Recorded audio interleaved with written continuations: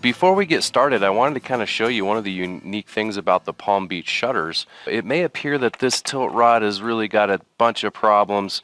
You know, one of the things that's unique and that we really love about it is that on a lot of these tilt rods, they actually don't break. They just become dislodged from the actual tilt rod itself.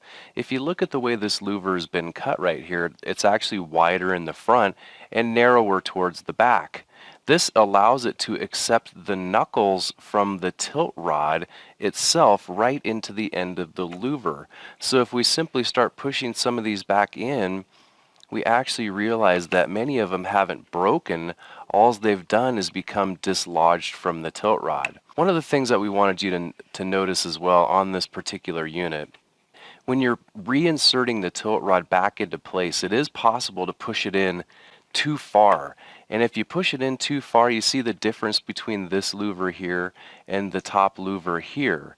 We've pushed this one in too far, and what happens is now it's going to start to jam. It's going to jam up here, and it's not going to allow the louvers to close. So make sure whenever you're reinserting the tilt rod that you don't insert it too far. We've actually got some connectors that are broken, some extra pieces of the connector that are stuck in the end of the louver here. Well, let's first start off by, number one, marking the top of the tilt rod. The tilt rods do go on a little bit easier if you keep them in their proper orientation. So let's just grab this thing here and let's see if we can just pull the whole thing right off. First thing I want to do is actually take and remove the pieces of these connectors that have somehow broken off. So we'll take a pair of needle nose pliers and we'll work this guy out. Excellent. Got that one out. So that's the easy one to get out. What we've got here actually is a little different situation. On this particular connector, you can see that it's been broken to the point where it's going to need to be replaced. Right? So a normal connector is going to look like this here, and you see we've got one that has completely sheared off for whatever reason. How are we going to take care of that? Let me move the panel out of the way here to kind of help facilitate a repair like this. A piece of bifold track system bottom floor guide.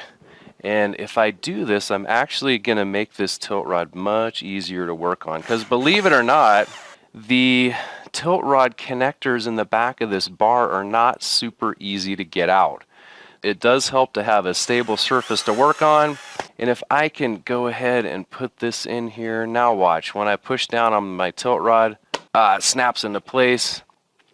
So obviously we need to replace this one, that's no big deal, but we need to remove this one. The first thing that we do when removing these is I actually am going to take a pair of needle nose pliers and try to turn this 90 degrees to the side here, and by doing so it allows me to bring my new tool in, which many of you have probably not seen. This is called a tilt rod connector extraction tool. And the other end of it is actually your new tilt rod connector installation tool. So it kind of works in two ways. So by turning this 90 degrees to the side, it allows me to get up underneath this and extract it fairly easily, which is something that we love. This is not exactly easy to do. In some cases, you might find this has actually been glued on. We've got them here.